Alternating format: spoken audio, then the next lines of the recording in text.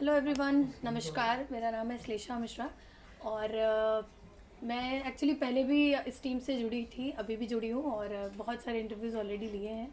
सो मेरे बारे में बहुत कुछ ऑलरेडी जानते हैं, बट जो अभी जिस फिल्म के लिए ये इंटरव्यू है उस फिल्म का नाम है भाभी की बारात। आप लोग सेट पे भी थे, तो लास्ट डे जिस दिन क्लाइमैक्स शूट हो रहा था उस दिन टीम के जितने भी कास्टिंग थी और जितने भी क्रू थे, director, DOP, everyone was there. So मुझे बहुत अच्छा लगा लास्ट डे में शूट ख़त्म करके, और विद इन 15-16 डेज ये शूट ख़त्म हुआ है। फिल्म का क्या स्टेटस है मैडम? फ्लोर पे है, कब तक इसका पोस्ट प्रोडक्शन पूरा हो जाएगा और फिल्म लोगों के बीच कब तक आएगी? Film actually already post production चल रहा है, शूटिंग ख़त्म हो चुकी थी कब की, और डबिंग भी ख़त्म हो चुकी है। और मोस्ट प्रोबेबली मुझे लग रहा है अप्रैल या मई तक ये फिल्म आ जाएगी, और बहुत ही अच्छी फिल्म बनी है। उम्मीद बहुत है शायद लोगों को बहुत पसंद आए। नाम बड़ा यूनिक है। मैंने दोस्तों की शादियों के बारे में सुना, आज मेरे यार की शादी है। भाभी की बारात, नाम बड़ा यूनिक है, आपको नहीं लगता? एक्चुअली मैंने पहले इंटरव्यू में बताया है कि जो भाभी की बारात में भाभी है वो मैं ही हूँ।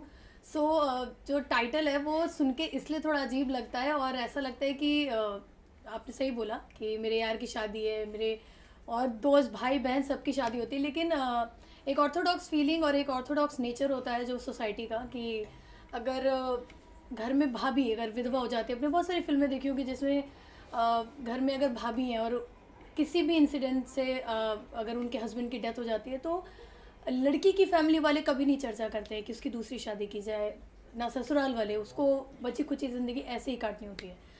सो टाइटल सुन के आधे ज़्यादा लोग को तो यही लगेगा कि मतलब रिवील कर रहा है अपने आप में स्टोरी की जो भाभी है उनकी बारात निकाली जा रही है। बिल्कुल। ऑल्सो क्या आपको लगता है कि जो भोजपुरी की जो ऑडियंस है वो क्या इस तरह के सब्जेक्ट के लिए तैयार है अभी, अगर एज एन एक्टर इस बारे में कुछ बात करें? देखिए मेरे हिसाब से बहुत सारी फिल्में ऐसी आई हैं जिसने भोजपुरी कल्चर को काफ़ी बदला है, बहुत बदलाव आया है, और उस कल्चर को चेंज करने में ऐसी ही फिल्मों का हाथ है। आप देखते जाएंगे कि जो पहले ट्रेंड था भोजपुरी का वो चेंज हो के अब एक ऐसे लेवल पे हुआ है जहाँ पे औरतों को सम्मान मिलना शुरू हुआ है, औरतों पे फिल्में बनना चालू हुई हैं, वुमेन ओरिएंटेड फिल्म अब आने लगी है भोजपुरी में। तो शायद भाभी की बारात ये टॉपिक से जो महिलाएं हैं, अगर आप देखोगे तो भोजपुरी और हिंदी सीरियल्स वगैरह सबकी जो जनता है वो फीमेल्स ही हैं, मेल नहीं है। तो डेफिनेटली सपोर्ट तो सब करेंगे, क्योंकि एक फिल्म से इंसान की मेंटालिटी चेंज होती है, और जब मेंटालिटी चेंज होती है तो वो बदलाव आपको सोसाइटी में भी दिखता है। ऑल्सो अगर बात करें हम आपके कौन फिल्म में भी कुछ इसी तरह का किरदार था, लेकिन वहाँ पर वो बड़े भाई की शादी की तैयारी करते हैं, तो आपको लगता है कि लोग कनेक्ट कर पाएंगे? और जिस तरह से उस समय लोगों का थॉट प्रोसेस चेंज हो गया था, अब भी वापस से मतलब भोजपुरी सिनेमा में एक नया बदलाव आया? जी, जो आपने फ़िल्म का रेफरेंस दिया है वो बहुत ही प्यारी फ़िल्म थी, और वो कितने साल पहले बनी थी और काफ़ी चर्चा में रही थी और लगातार सिनेमाघर में लगी हुई थी फ़िल्म। लेकिन इस फ़िल्म का उस फ़िल्म से उतना कनेक्शन नहीं है। अगर मैं जो मेन उसका क्या बोलते हैं, नॉट गेटिंग द वर्ड, जो मेन सस्पेंस है अगर वो मैंने आपको रख दिया सामने, तो आपको तो पता है कि उसमें तो भाई जो बड़े भाई हैं उनसे शादी होती है, लेकिन उस फैमिली के अंदर जो पहले हो चुका है, जैसे जो हमारी फिल्म है भाभी की बारात, उसमें जो मेरी सास होती हैं वो पहले से ही विधवा होती है। जो जो स्टोरी है ना वो किसी एक की नहीं है, इसमें जुड़े सारे फैमिली मेम्बर की स्टोरी है और सबकी अपनी इंडिविजुअल जर्नी है। तो बजाय घर के ही रिश्ते में किसी को जोड़ने से वो परिवार ने भाभी के बारे में क्या सोचा, ये फिल्म देख के आपको पता चलेगा। मैडम, फिल्म थिएटर के लिए है या फिर टेलीविजन के लिए है? As far as I know, जो कैमरा हमारा यूज़ हुआ है वो थिएट्रिकल कैमरा है एरी, एंड जब आप ऐसे कैमरे से शूट करते हैं तो उसके होप होते हैं कि वो बड़े स्क्रीन पर रिलीज़ की जाए, और मेरी तो उम्मीद यही है कि बड़े स्क्रीन पे हो, बिकॉज अब तक जितनी मैंने फिल्में की हैं वो बड़े स्क्रीन पर नहीं आई है, डिजिटल प्लेटफॉर्म पे, OTT पे ऐसे आई हैं।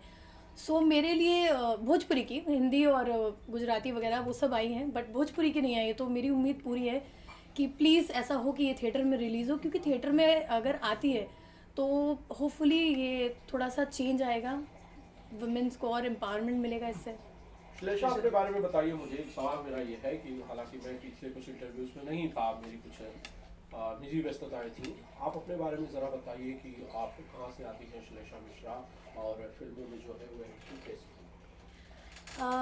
It's been a very long journey. मैंने कभी शायद शेयर भी नहीं किया, किसी इंटरव्यू में नहीं बोला है।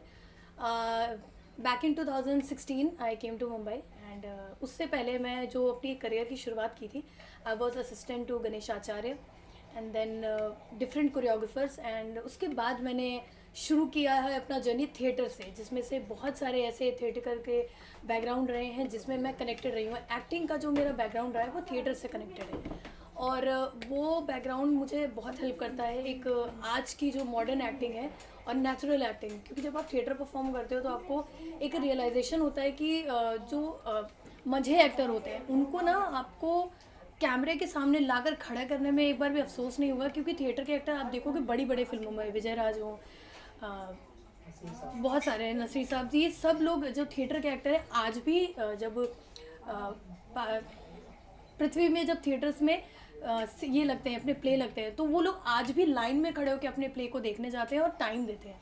तो वो बैकग्राउंड रहा है। फिर उसके बाद I started acting in serials, but वो बहुत लंबे टाइम के लिए नहीं थी।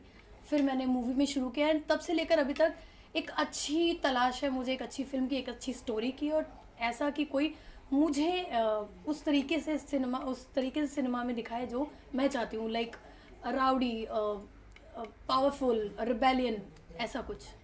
आपने जो स्किल्स हैं, जैसे आपने असिस्ट किया गणेश आचार्य साहब को और डांसिंग स्किल्स जो आपके हैं, मुझे नहीं लगता कि भाभी वाले किरदार में उनका पूरा इस्तेमाल हो पाया होगा। एग्जैक्टली, बहुत ही अच्छा क्वेश्चन पूछा आपने, बिकॉज अफसोस इसलिए इसी चीज़ का रहा है कि मतलब मेरे अंदर जो टैलेंट है, क्वालिटी है, वो शायद अब तक सिर्फ मैं एक्टिंग के थ्रू ऑडियंस तक पहुंचा पाई हूँ। But yes, dance is my forte and I love dancing. It's not just classical और कंटेम्प्रेरी और everything. I do Kathak, I have a degree from Bharatiya Natya academy. सो मुझे लगता है कि एक परफेक्ट पैकेज की एक ऐसी स्टोरी मिले जहाँ पे मैं अपने सारे टैलेंट को फ्लोर पे लेकर आ पाऊँ, जब पता चले कि हाँ, मतलब मैं चाहूँगी, क्योंकि कब तक अब मतलब एक एक करके फिल्मों में सिर्फ एक एक पार्टी देखना है, मेरा डांस भी देखना चाहिए। And also I am a good martial artist.